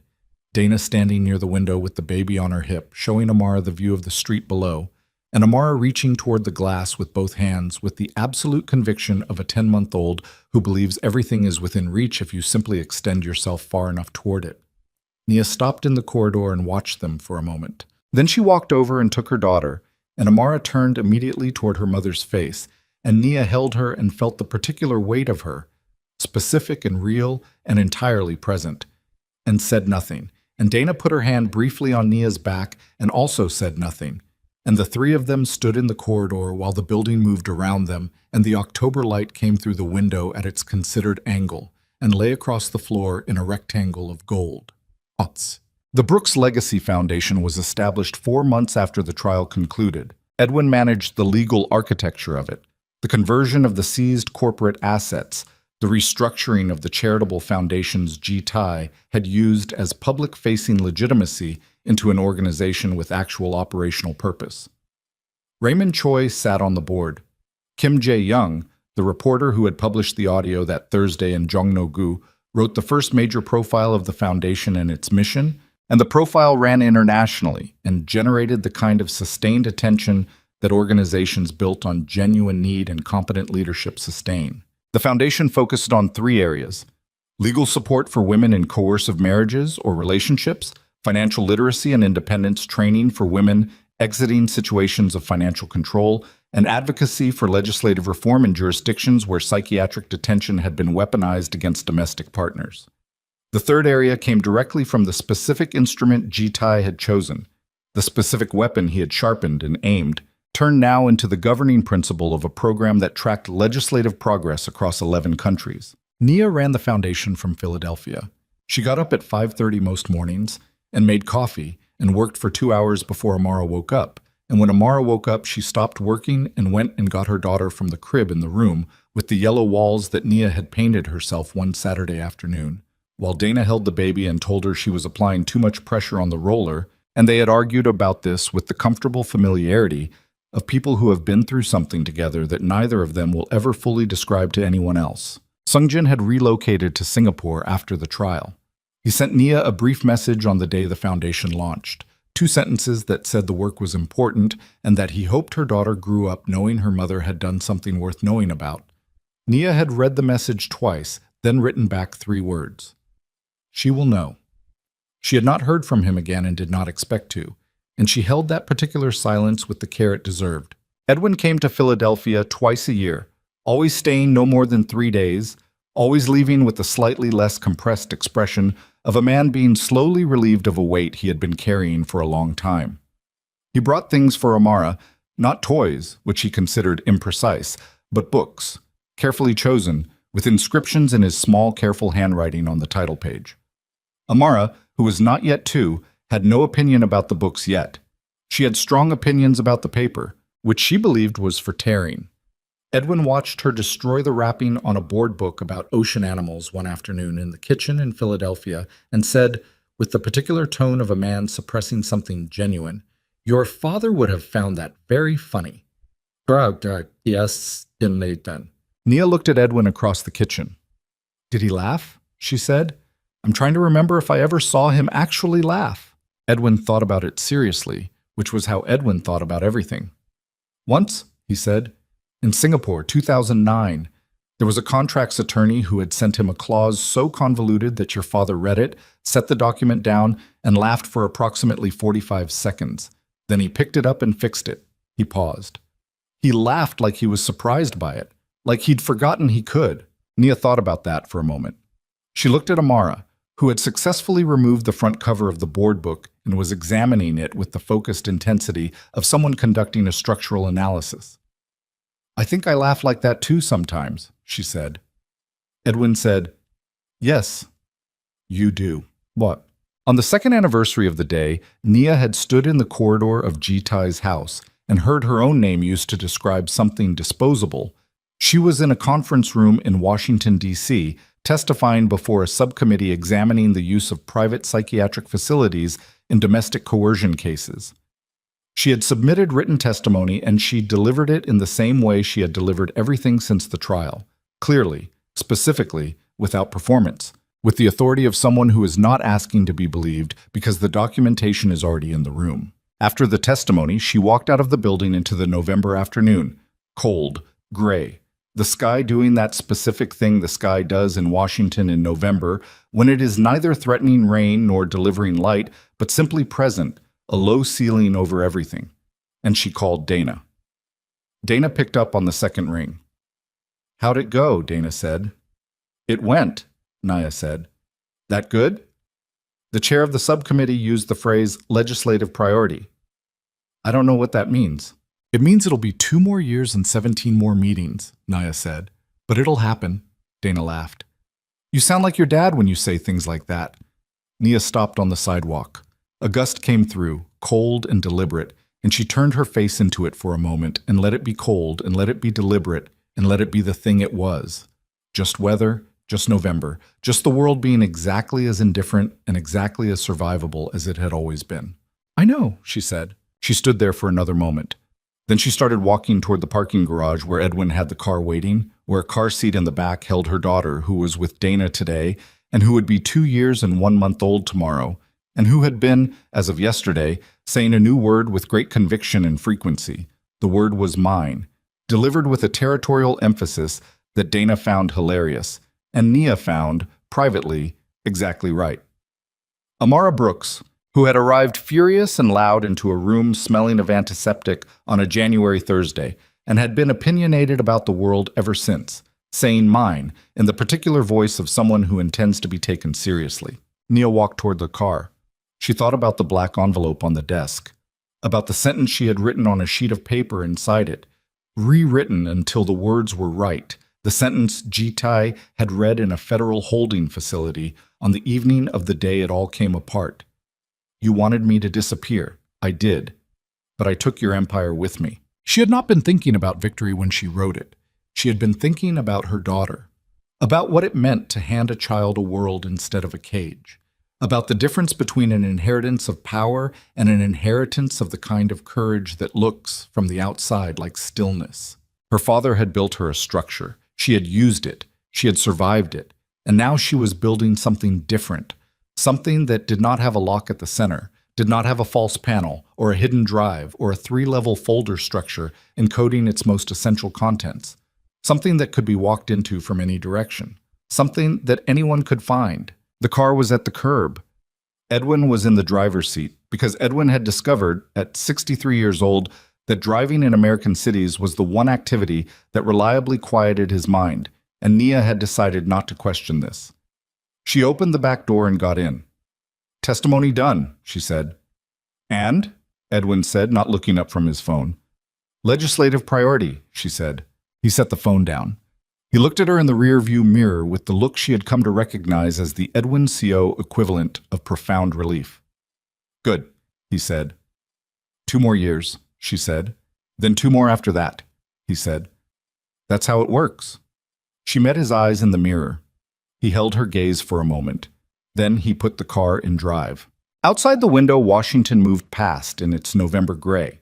The monuments, the broad avenues, the buildings full of people arguing about the future in the particular organized way that people in buildings like that argue about the future.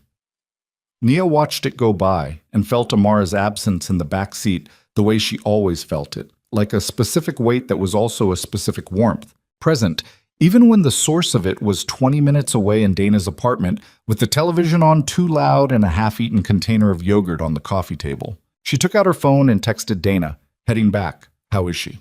Dana's response was a video, 12 seconds. Amara sitting on Dana's kitchen floor in the particular concentrated way she had of sitting, surrounded by the pieces of a shape sorter toy.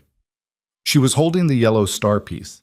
She was looking at it with the expression she had, the focused, unhurried, completely serious expression of someone working through a problem, and then she found the star-shaped hole and she pushed the piece through it, and it dropped into the box, and she looked up at the camera with an expression of absolute satisfaction. "Mine," Nia thought. "That one is mine."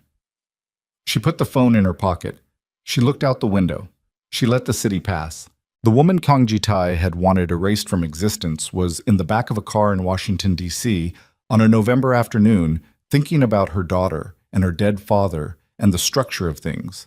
How a thing built well enough holds not just what it was designed to hold, but everything that comes after, everything you could not have anticipated when you were doing the building, everything that turns out to need holding in ways you never planned for. She thought about Amara pushing the yellow star through the hole and looking up. She thought, yes, that is exactly it. That is the whole of it.